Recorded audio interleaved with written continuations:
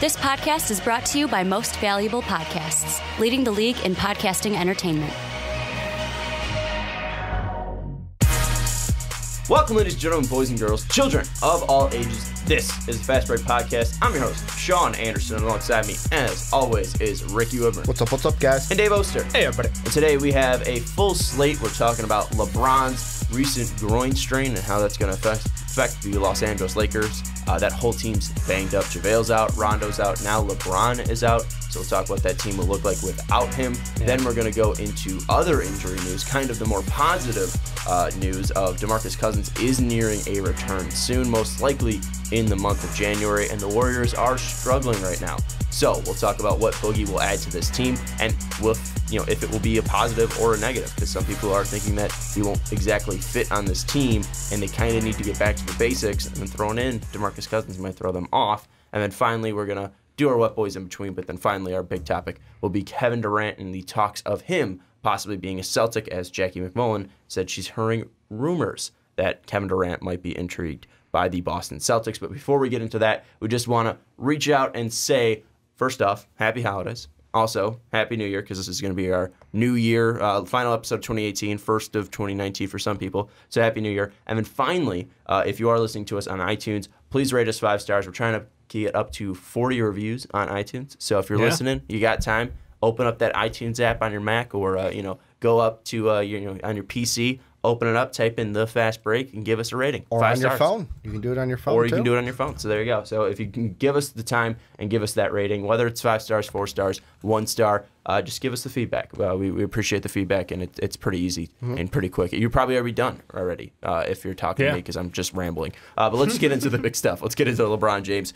Pulled his groin on Christmas. Didn't matter. Lakers still won. Blew out the Warriors on Christmas Day. Steve Mikhailiuk looked stupid good. What's his name? Zubac looked fantastic as well. Looked like a star. He can't play defense. He had a couple blocks. Are you kidding me? He had that one big block, but I feel like in the playoffs, if he gets playoff minutes, they're just going to switch onto him and destroy him. But big point. Zone against AD following that.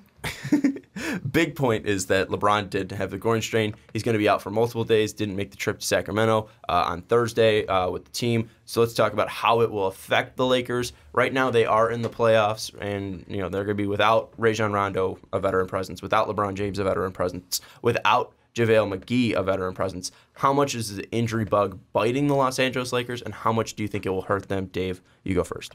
I strangely think this is going to be a great time for this young Lakers team, because they needed time to give their young players that running room together, because we've always seen that reluctance on LeBron to be in the game to close out games.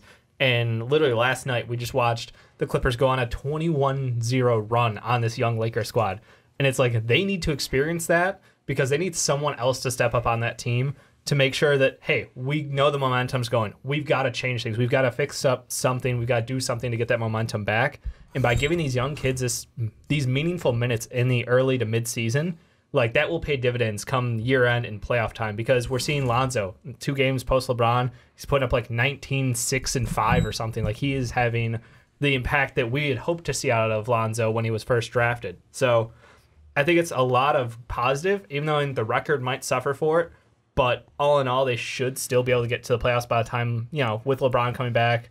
Obviously, JaVale's pneumonia and Rondo's surgery on his hand, we'll see as those come back. But I think it's ideal. Like, there could not be a better time for these injuries to all happen. Yeah, right now they do have him just out missing several games, so we're not sure what a timetable is for him. JaVale's day-to-day still with an illness. And Rajon, I'll give you out 4 to 5 weeks with that surgery to the hand right now, Ricky.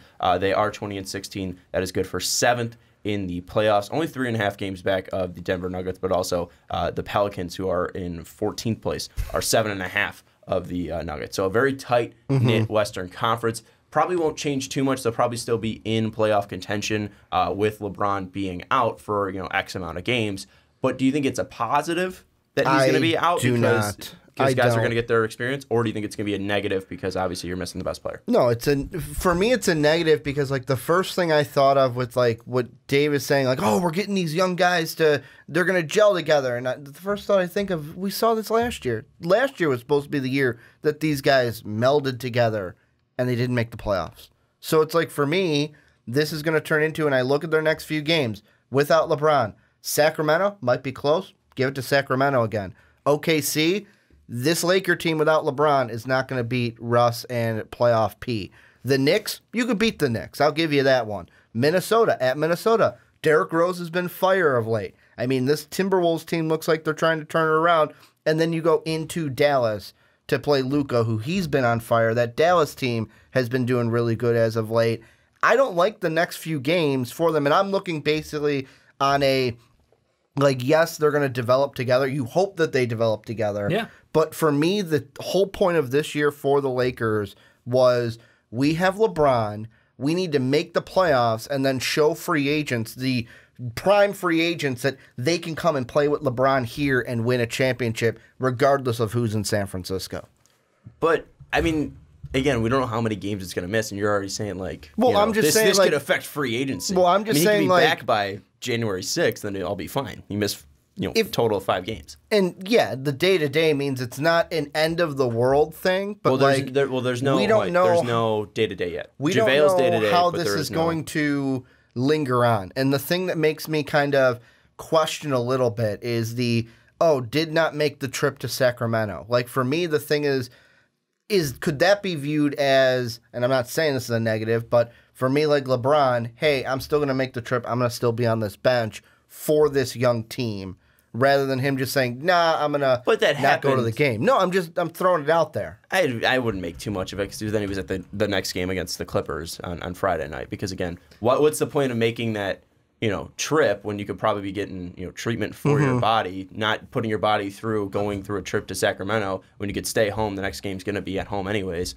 still at the Staples Center because they played the Clippers. I mean, I'm not bashing him for missing one game against the Kings. The thing that I am worried about, though, at least with this, LeBron being out, Rondo being out, JaVale being out, you have seen their inability to close games, because you look in the fourth quarter against the Sacramento Kings. They got outscored 33-21, and obviously Bogey hit the shot to win. Great call, by the way, with Doug Christie and his partner on the Sacramento feed. And then also the Clippers outscored them 36-27. So, again, they were in those games up until the fourth quarter, and then by the fourth quarter, those teams were able to pull away, outscore them, and get the victories. Because if they were even a little bit closer in the fourth quarter against the Kings, they would have won that game. If they were a little bit closer against the Clippers, they might have had a shot to win that game, because they only lost by 11. So it's something that I do worry about. Is it a stamina thing? Like, we're going to go out balls of the wall to start the game, and then by the end of the game, it's these young players are like, oh man, I maybe didn't conserve my legs, kind of like a LeBron will, because we've even seen like LeBron be smart. I know playoffs is a little different, but it's like, hey, if it's the second, third, I'm going to conserve a little bit of energy so that I have that extra reserve in the tank for the fourth quarter if I need it. I don't really know about that, just because, again, like they got outscored in the first. They also got outscored in the third. This is a back-to-back, I'm pretty sure, as well. Because I'm looking at the Kings one where they outscored them in the first, they outscored the Kings in the second, and even the third. But it was that fourth quarter where the Kings outscored them. They got outscored by 2 points in the first and then 5 in the third. So, I mean, that's really, a couple baskets that they only got outscored by. I'm not too worried about that. The only thing that I would worry about, though, is, again, like what Dave was saying, like who's going to step up. And we didn't see anyone step up in the fourth quarter, and that's one big thing. Like, Lonzo's been playing great, and I think it is a positive that LeBron's not out there, because Lonzo can actually be his true self. I think that's one thing that we might see a little bit more with LeBron being out, is the fact that these guys might end up performing better, because they're going to have the roles that they used to have, that they were comfortable with last year. We're going to see Lonzo, who really needs the ball in his hands to be the his true best self offensively. I think that's going to be the biggest thing that we're going to see from this, and then maybe this is just getting too far ahead of myself here, but maybe if we do continue to see this, LeBron comes back, Rondo comes back, and Lonzo then falls back down to where he was. Maybe it looks like Lonzo becomes expendable at that point, because why would you want to have that player out there if he's going to just continue to hurt your team and not help your team? And you can also show teams like, hey, this guy is a very valuable asset. He's a very good player, but he's just not the right fit on our team. Am I getting too ahead of myself just because he is 20 years old? He still is only in his second year. Am I jumping the gun too much with Lonzo? Because, again, I think that he does have a lot of talent. Everyone loves to say that he's a bust because he can't shoot. But, again, he might not fit with this team. I think you've got the right idea of wrong guy. I think that this is a showcase for other teams, perhaps, in the Anthony Davis sweepstakes. And Brandon Ingram, to me, is still the odd man out. Still has a lot of value because of his body, because of his length out there, but it's turning into like last night, 17 points, 7 boards, 0 assists, 0 blocks, 0 steals. That's kind of a weird line for him because you think of him when he was most successful was basically being that secondary ball handler to Lonzo or the primary point guard himself. And when he's out there and he's not able to provide that defensive toughness for them or the ability to facilitate, a little concerning.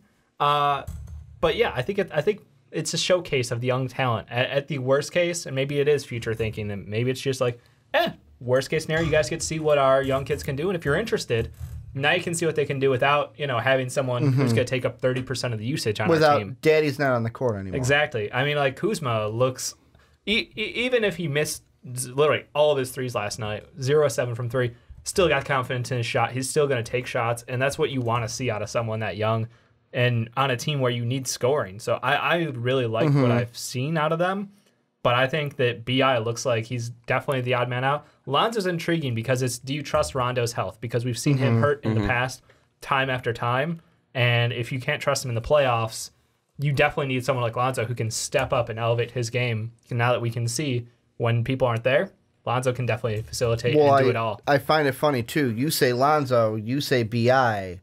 I'm going the third edge of this triangle. I'm going Kuzma's the guy. And the reason why is if I'm trading for Anthony Davis, because let's be honest, that's who the Lakers want. The Pelicans are going to want a guy they can build their... Wait. They want a dynamic guy. Who's saying that the Lakers want him? Outside of LeBron, there has been no rumors outside of what LeBron said. If you're going to trade for anybody right now, the Lakers, that's who they would trade for in my mind. Like, Kawhi's not on the market. Any of the other Durant's not on the market. You need a lot more than Kuzma to get AD. No, but out of the three, the thing that I look at is the Pelicans are going to want a guy that they can feel confident in. He can be our leading scorer, and we can build a franchise around him. And like Dave said, the shot from Kuzma is there no matter if he misses all 8.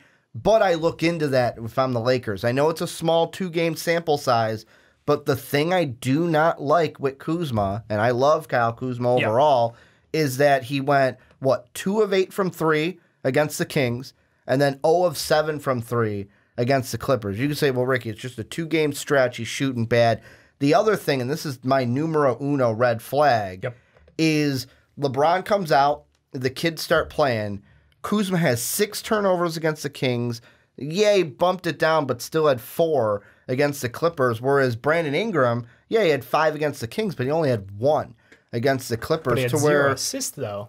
I look at, and there's that side of it, too. He had 0 assists. I'm not saying, all these guys are perfect, but I wonder if Kyle Kuzma is going to be the guy that plays the best, and he's going to be the trade chip that the Lakers need to move if they want to land a big star like Anthony Davis.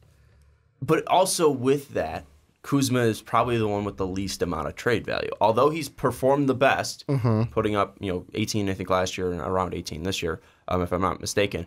Again, he wasn't a top pick. And yes, you can probably say, how much is performance, how much is potential, how much is the fit, how much is bad numbers on a bad team last year. I just worry about, again, even though if he performs well, people are still going to look at Lonzo's high ceiling and think that he's the best trade trip. Look at Brandon Ingram's body and his potential as well. I don't think that Kuzma, even if he balls out and puts out 40 points a game when LeBron's out, I don't think he's magically going to become their best trade asset, and that's going to help them get Anthony Davis. If they're going to get Anthony Davis, especially right now, they're going to need to give him all 3, because why would the Pelicans want to move on from Anthony Davis when they have control over him? You're going to need to give them an offer they can't refuse, and that's going to be giving them as much as you possibly could give, and that might mean all 3 of them, Lonzo, Ingram, and Kuzma. I just think that if you're going to make a trade for maybe a Bradley Beal, it might be easier to move on if you see Lonzo's ability to play off, and maybe not for the Wizards because obviously they have John Wall. But like you were mentioning, maybe Brandon Ingram becomes more intriguing over these times when Rondo, JaVale, and LeBron is out, because they get that ball in their hands more. They get the ability to create. They get the ability to show out because LeBron's not going to be on the team wherever they're traded. But again, this isn't really about trade. It's more about how they'll do. Well, I mean, it affects it because with of course. LeBron not being out there. I'm just trying to come back to what it was because I think we'll get into trades just a little bit about like if a trade should be made, for this. What you've seen so far, Dave, do you think that this team without LeBron can at least keep around 500? Because again, there's a lot of young talent on this team. They're dealing with other injuries outside of LeBron, but with this core of LeBron, Lonzo, and Kuzma, or Kuzma, Lonzo, and Bi, do you think that they'll be able to right the ship and at least stay 500? So they would be able to lose 4 more games before they hit 500, right? Because they're 4 up.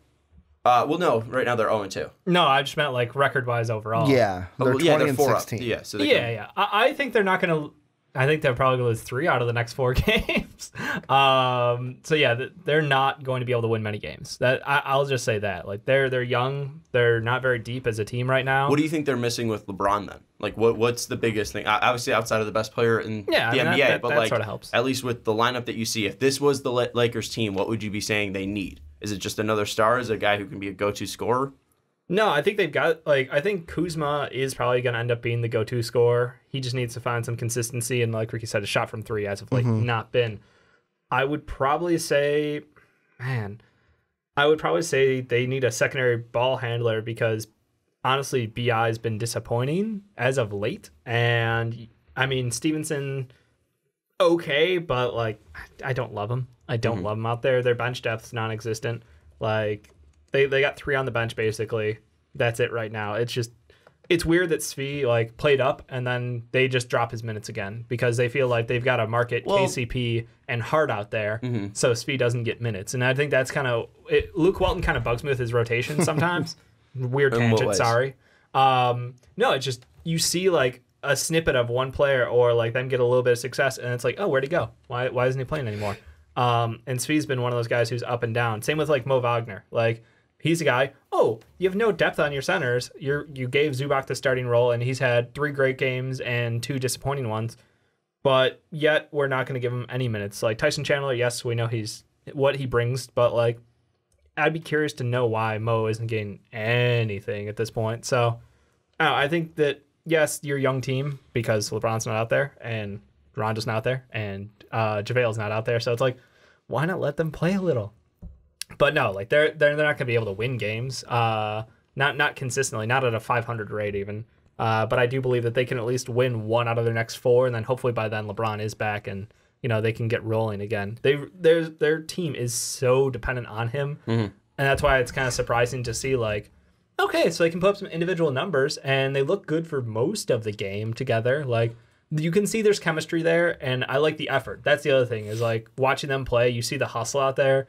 And being able to see that without LeBron overbearing shadow on the sideline staring them down, that's awesome. Because as a Bulls fan, I'm watching a young team suck, and you just see guys just stop caring after a while during games. And it's you don't see that out of these guys. And that's something that I'm thinking about in my head is you add LeBron to the situation, you add the city into the situation too of the Laker town, LA, where the Showtime Lakers were champions. LeBron comes in, he's a champion.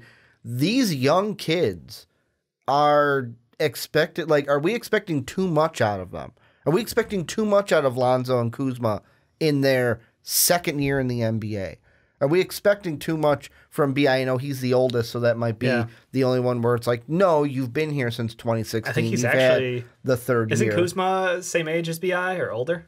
He's older. But he's older, I'm saying in the league, him and Lonzo were in the same draft. I know. And then I look at that Bulls team that you said me and you watch so much because we're fans. Yeah. And not because of the city, because I think the city expects champion. Well, it doesn't expect. We want championships because we had 6 in the 90s.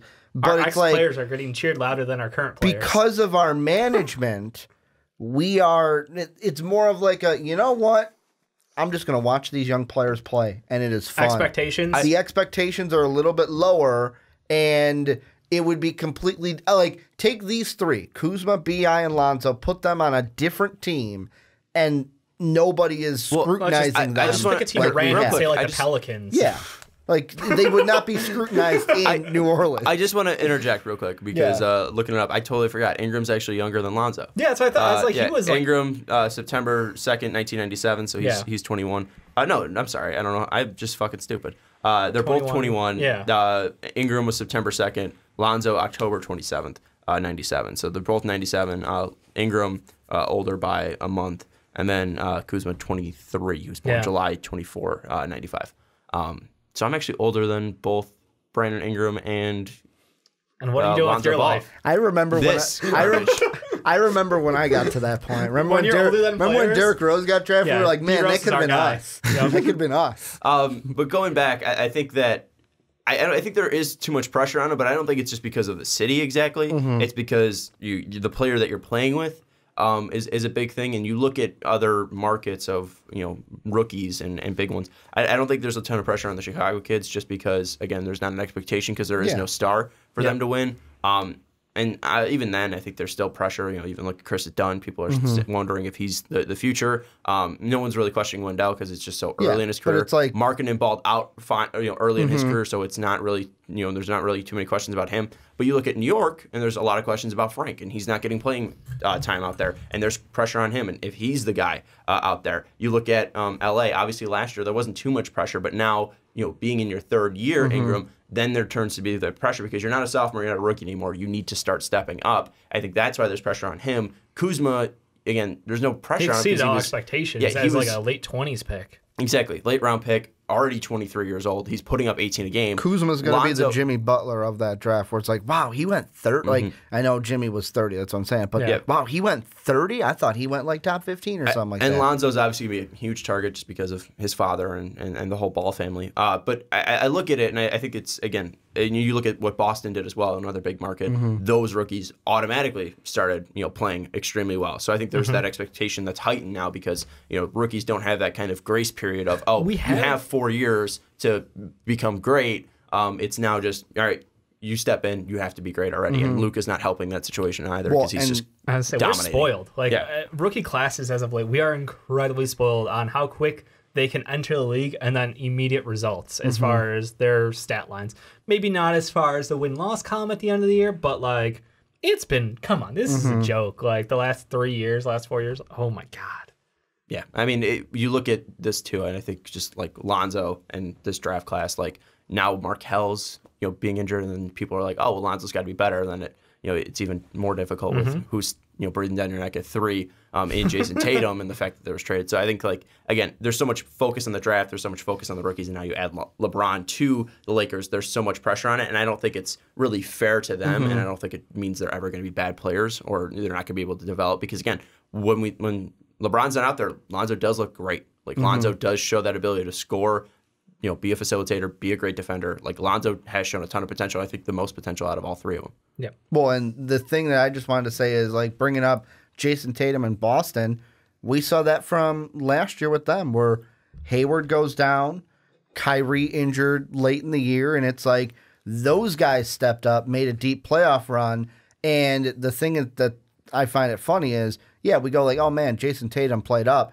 but a lot of it, and I'm one of them, go, yeah, good job, Brad Stevens. Good job with your coaching and getting these guys ready, where I'm not saying Luke Walton's on the hot seat, but eventually, when will that go hey, what, maybe we get a guy fair to say, good job, Brad Stevens, and not, hey, great job, Danny Ainge, or hell, even great job, Jason Tatum, for not being afraid of the moment and stepping up. High fives all around in Boston. That's the thing is, with Lonzo, is it just, do you look at Luke Walton, say you're putting him in the best position? You look at the front office and being you're not giving Lonzo the right system to work in and grow in, or do you look at La GM? Well, or then are you looking at Lonzo himself and saying you're not working on yourself enough to put yourself in that position when you're playing next to the best player in the NBA to step up your game and be a great part of the team? It's less of an up and down part of the team. But finally, we talked a little bit about the trade chips and how they can improve their trade stock. But ultimately, do you think they will make a trade for a big star? And if so,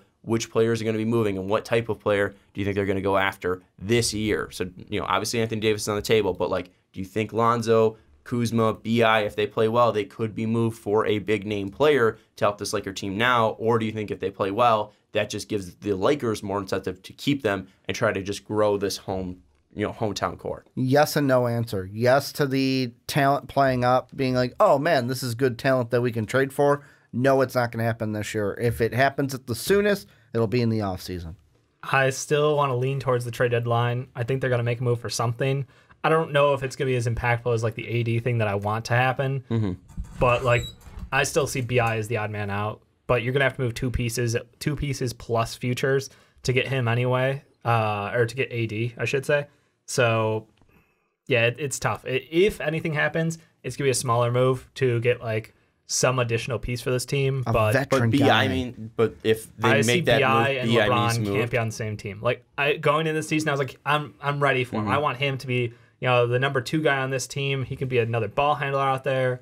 And the more I watch them play together, I'm like, wow, BI should not be allowed to be on the same court as LeBron James. But you think he's going to be moved this year?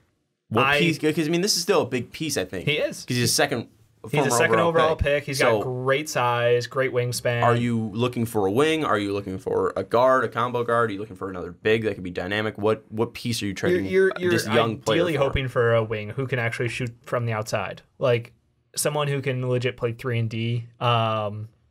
Mostly because just Brandon Ingram scores driving. Like he is a slasher. He's pretty good at it most of the time, but you need someone to help space out that court. And, LeBron with his whole, like, I want ball handlers on me. I don't want to have, like, that sounds great and all.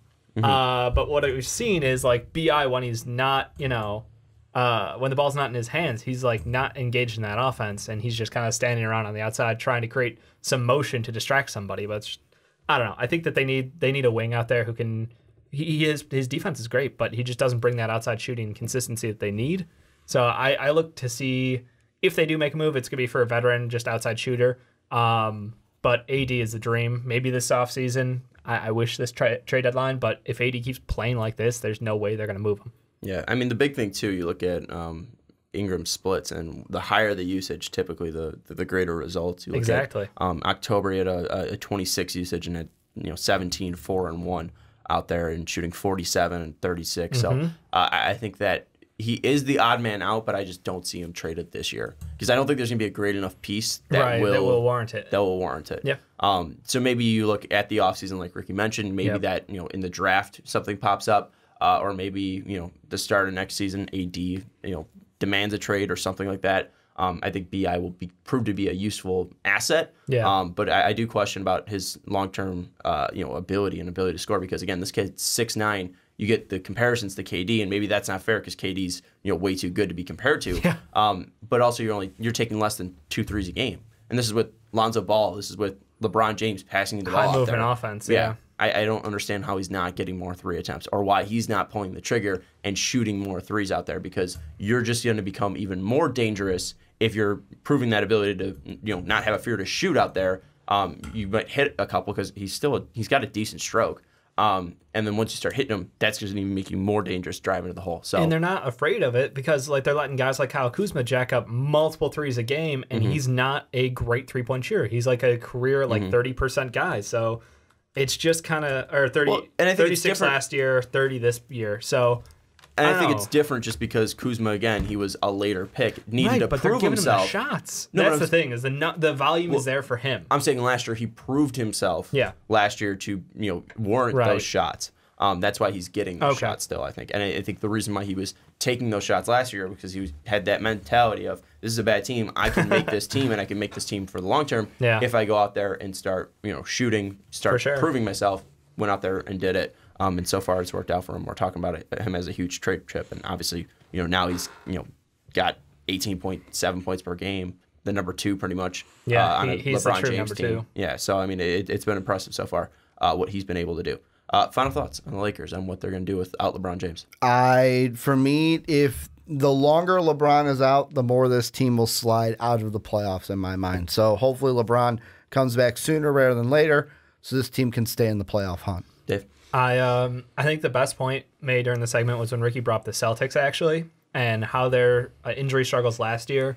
We saw the most development and the most potential shown by the young guys in that core. And I think that this is going to be a similar situation.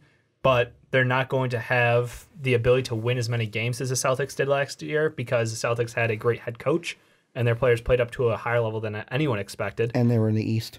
And they're in the weak East. I'm just gonna Ricky line that one. Thank you. But no, I think that like this is you let these young kids go. Yeah, there's no way they make the playoffs without him. But I don't think he's gonna be out that long. Do you think there's enough time then to prove like what the Celtics were able to prove last year with that young core? Do you think there's enough time for them to do that without LeBron? Being injured. I think seeing this early progress out of them in these couple of games without LeBron is going to make them maybe change their attitude about minutes and lineups to the point where they can experiment a lot more because Rondo's going to be out for a full month, so Lonzo gets full point guard duties basically, and we get to see different lineups with that. So I think this is really a great time for them to do this, and I think that like these guys absolutely deserve the chance to get like 35 plus minutes a night as young kids. Let them roll with it because when LeBron comes back 4 games, 5 games later, no big deal, but let them keep that time and let them keep that momentum. That's my hopes. I don't think this, stretch of schedule is too dangerous where they are going to fall that much out of the playoffs. Mm-hmm. I don't think they're going to be under 500 when he comes back. I think that they definitely have the ability to beat the Kings in their next game. I mean, they were so close last time. Yeah. Fall out of the playoffs means like a game or two now. Yeah. In the West. Yeah, but I mean, if you beat the Kings, then you give yourself more space because that's a team directly behind you. The Thunder, and then they got to go play at the Mavs, where the Mavs are historically good right now. But also there's also the Timberwolves, there's the Thunder. Like there's a long stretch until January 6th. I was actually looking into getting tickets for that game because I have a week off. I was like, what if I go to Dallas, see a Cowboy playoff game, and then on that Monday go see LeBron versus Luka?